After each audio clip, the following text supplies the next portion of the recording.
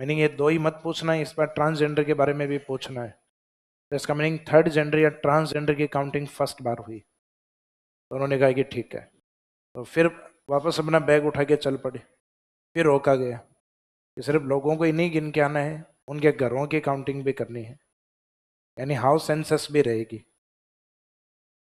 यानी जनगणना के साथ घरों की गणना भी करवाई गई।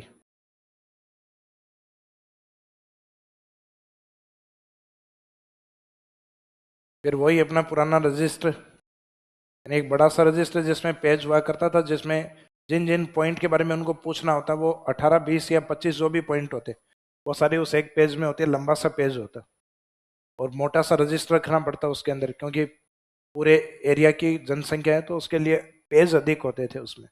अब उसको उठाने उठाने के लिए एक व्यक्ति चाहिए होता, और एक व्यक्ति दूसरा जो पूछता रहे एक लिखता उसमें।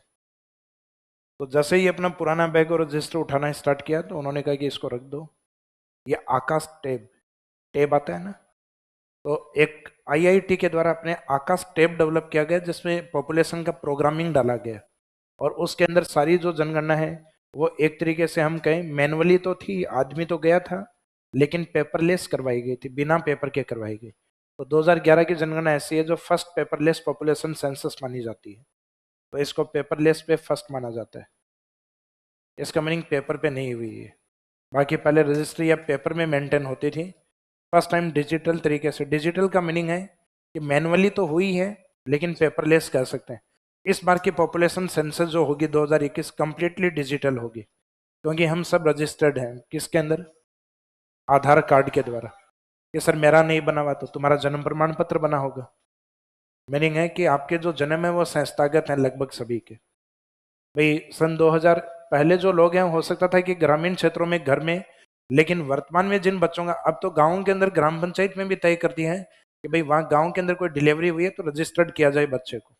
तो अब जितने भी जन्म होते हैं उनके बर्थ सर्टिफिकेट जारी होते हैं, क्योंकि जहाँ पे भी आप जाओगे टीका लगेगा तो आपसे बर्थ सर्टिफिकेट कुछ के अंदर डिमांड की जाती है कि बर्थ कब हुआ, या फिर आपका स्कूल के अंदर रजिस्ट्रेशन होगा उस टाइम। पहले तो मास्टर साहब भी तय किया करते जन्म कब हुआ है। भाई पहले वालों के अधिकतर जन्म या तो 1 जनवरी को या फिर 1 जुलाई को, कारण ये किसी को याद ही नहीं रहता। तो अधिकतर पुराने वाले जो आदमी हैं, भाई कुछ लोग हैं जो लिखा करते थे, लगभग अनुमान लगता तो बता दिया करते थे लगभग इस महीने, कि इस महीने में की डेट का तो नहीं पता। तो डेट का नहीं पता तो 1 तारीख, तो अधिकतर के जन्म 1 तारीख, या तो 1 अप्रैल वित्त वर्ष के स्टार्टिंग, 1 जनवरी या फिर 1 जुलाई। क्योंकि सेशन स्कूलिंग का पहले जुलाई से स्टार्ट होता था।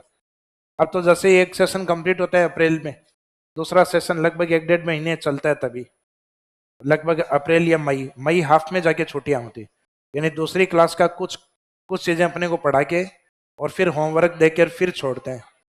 जब पहले क्या हुआ करता था कि अप्रैल में एग्जाम होके रिजल्ट आके 2 महीने मस्तियां करो, फिर जुलाई में आ जाना, यानी आगे वाली क्लास की कोई टेंशन नहीं लेनी। अब टेंशन पहले दी जाती है और बाद में कहा जाता है अब छुट्टियां हैं। तो मीनिंग है कि पेपरलेस के तौर पे ये फर्स्ट कंप्लीट डिजिटल वाली इस बार होगी, जिसमें अपने घर पे कोई नहीं पूछने आएगा, बिना पूछे हमें काउंटिंग में ले लिया जाएगा। तो वो कंप्लीट डिजिटल मानी जाएगी। तो ये पेपरलेस के तौर पे फर्स्ट है। फिर जनगणना करने के लिए जो गए, उसके बाद गवर्नमेंट ने तय किया कि इस जनगणना को हम जातीय आधार पे भी करवाएंगे, कास्ट बेस पे भी करवाएंगे, क्योंकि जो रिजर्वेशन जो दिया हुआ है वो जातियों को दिया हुआ है, जातीय आधार पर। ऐसा भारतीय जनगणनाओं के अंदर 1931 में अंबेडकर जी ने करवाया था। अंबेडकर जी चाहते थे कि लोगों का शोषण किस बेस पे हुआ, आर्थिक आधार पे या जातीय आधार पे। जातीय आधार पे, तो आरक्षण की व्यवस्था किस आधार पे होनी चाहिए, जातिगत आधार पे होनी चाहिए। हालांकि कई लोगों का मानना है कि नहीं, आर्थिक आधार पे। तो आर्थिक आधार पे तो देखो, टेबल के नीचे से 500 का नोट जाता है तो ऊपर से व्यक्ति गरीब होकर आता है। मीनिंग है सर्टिफिकेट आर्थिक आधार पे ईडब्ल्यूएस वाला बनाना कोई मुश्किल नहीं है, क्योंकि कई लोग अपने अलग से राशन कार्ड मम्मी पापा से अलग होकर तुरंत बनवा लेते हैं, और बाद में कहते हैं कि मैं ईडब्ल्यूएस में हूँ। कमाते हैं, मेरे फादर कमाते हैं, एक अलग यूनिट है, और मेरा राशन कार्ड अलग है, और मैं बेरोजगार हूँ तो मैं ईडब्ल्यूएस का हकदार हूँ। तो ईडब्ल्यूएस बनाने में कोई समस्या नहीं है। तो मीनिंग गांधी जी चाहते थे कि मुख्य मेनली आर्थिक या जो इकोनॉमी है उसको बेस मानो, तो अंबेडकर जी ने इसमें राय दी कि बहुत सारे राष्ट्र हैं जिसके अंदर जो निम्न तबके के व्यक्ति हैं उनको बेस माना गया है, क्योंकि अंबेडकर जी ने लगभग 60 से अधिक देशों का संविधान पढ़ा हुआ था, अप्रोक्सीमेट 60 के आसपास मानते हैं। तो वो व्यक्ति जो 60 देशों के संविधान का ज्ञाता हो, उस व्यक्ति को नॉलेज ज्यादा था, अपन यही मानते हैं। अपन हालांकि अपने आप को ज्यादा समझदार मानते हैं, अपन कहते हैं आर्थिक आधार पर, जिनको अपना एक कॉन्स्टिट्यूशन याद नहीं है, वो व्यक्ति अपनी राय रखते हैं कि नहीं आरक्षण आर्थिक आधार पर होना चाहिए। तो इसका मीनिंग जिस व्यक्ति ने 60 देशों का संविधान पढ़ा वो व्यक्ति मूर्ख थोड़ी ना है। तो उस व्यक्ति ने जो राय दी थी वो सबसे बेस्ट थी, और उसी को ही बाद में ब्रिटिश गवर्नमेंट के द्वारा अपनाया गया, और आरक्षण की व्यवस्था किस आधार पर की गई? जातिगत आधार पे।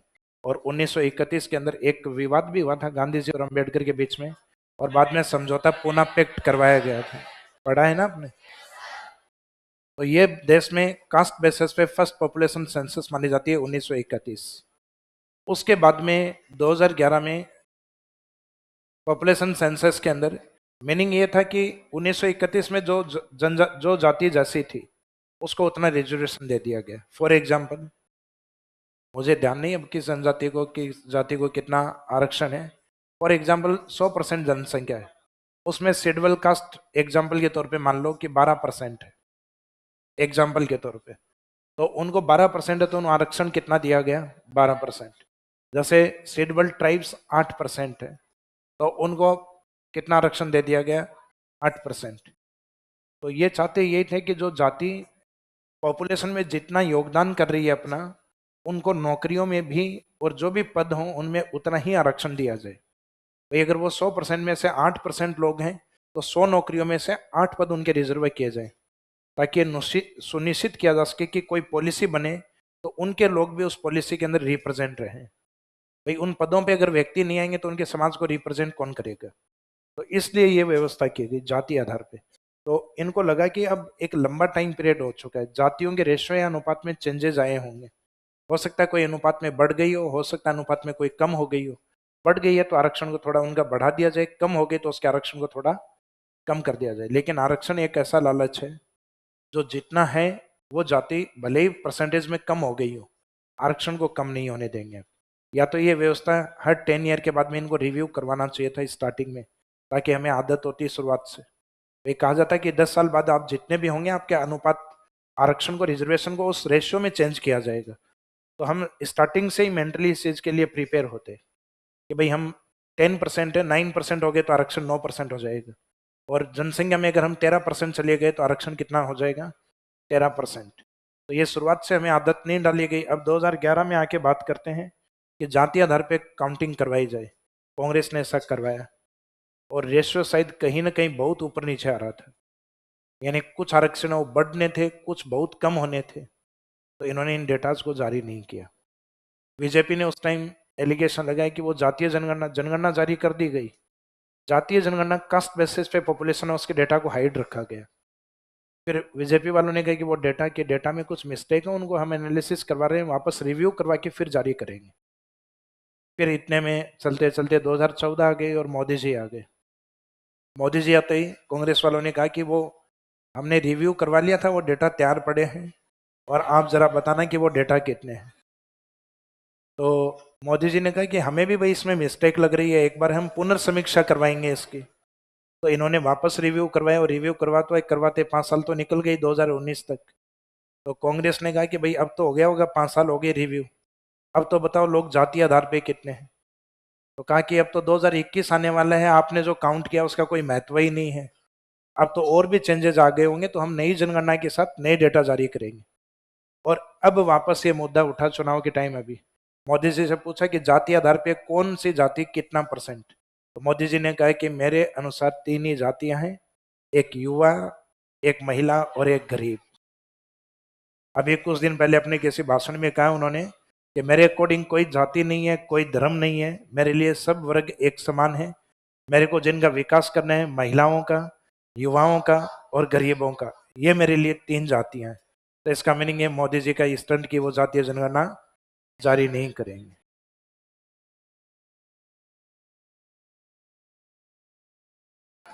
जारी होनी चाहिए या नहीं होनी चाहिए? नहीं होनी चाहिए। देखो जब 370 को रेगुलेट किया गया तो देश में आरक्षण व्यवस्था को भी ऐसा ही बनाया जाए, आरक्षण व्यवस्था भी लचीली हो कि जो जनजातीय जाति वास्तव में चेंजेस हुई हैं, ग्रोथ हुई है, उनके अनुपात को बढ़ाया जाए। और जो कम हुई है, ये थोड़ी ना कि जातियों का हक छीना जा रहा है। भाई आप कम हो गए तो सामान्य सी बात है, 100% में आप 6% हो तो आरक्षण की व्यवस्था आपके लिए 6% है, क्योंकि आप अपने वर्ग को कितना रिप्रेजेंट कर रहे हो, 6%। तो पहले 8% कर रहे थे तो 8% भी तो था। तो इसका मीनिंग जिस रेशियो में आप हो उस रेशियो के अंदर इसको स्ट्रिक्टली इंप्लीमेंट कर दिया जाए। और आने वाले टाइम में धीरे धीरे, जैसे आजकल स्केल चल रही है ना, क्रीमी लेयर, भाई जिसके मदर और फादर की जो एक स्केल बना रखा है, 6 लाख 8 लाख जो भी स्केल है गवर्नमेंट का, कि दोनों पद पे हूँ, इनकम का मुझे नहीं ध्यान है, वो सर्टिफिकेट वगैरह 8 लाख है क्या, तो 8 लाख जिनकी इनकम होगी वो किसी आरक्षण व्यवस्था में शामिल नहीं माना जाएगा, वो जनरल कैंडिडेट में काउंट होगा। भाई आरक्षण व्यवस्था क्या थी कि पिछड़े वर्ग के व्यक्ति जिनकी स्थिति पिछड़ी हुई है, जो अपने बच्चों को पढ़ा नहीं सकते, लेकिन अब दोनों ही पद पर हैं, तो इसका मीनिंग अब उस परिवार को अपन पिछड़ा नहीं मान सकते। तो पिछड़ा मीनिंग वो समृद्ध परिवार है, वो अब अपने बच्चों को पढ़ा सकता है, एजुकेशन का बेटर ध्यान दे सकता है, तो उनको अब इस आरक्षण व्यवस्था में नहीं रखा जाए। तो 2011 की जनगणना में स्पेसिफिक पॉइंट कौन कौन से हुए, तो एक तो इसका बजट सबसे बड़ा था, ये इंपॉर्टेंट फैक्ट जो भी होगा, लेकिन ये ध्यान रखना बजट सबसे बड़ा 2000 एनपीआर में पहली बार मेंटेन किया गया, पॉपुलेशन रजिस्टर में लिखा गया इसको, नेशनल पॉपुलेशन रजिस्टर, राष्ट्रीय जनसंख्या रजिस्टर में मेंटेन किया गया। एनपीआर के बाद में जो लोगों को काउंटिंग करने के लिए गए, मेल और फीमेल, उसमें ट्रांसजेंडर के काउंटिंग, किन्नरों की काउंटिंग फर्स्ट टाइम हुई। तो ये स्पेसिफिक पॉइंट, किन्नर फर्स्ट टाइम काउंट हुए। फिर लोगों को कहेंगे सिर्फ पॉपुलेशन ही काउंट नहीं करनी है, हाउस सेंसस भी करना है, तो हाउस सेंसस फर्स्ट टाइम हुआ, जनसंख्या घरों के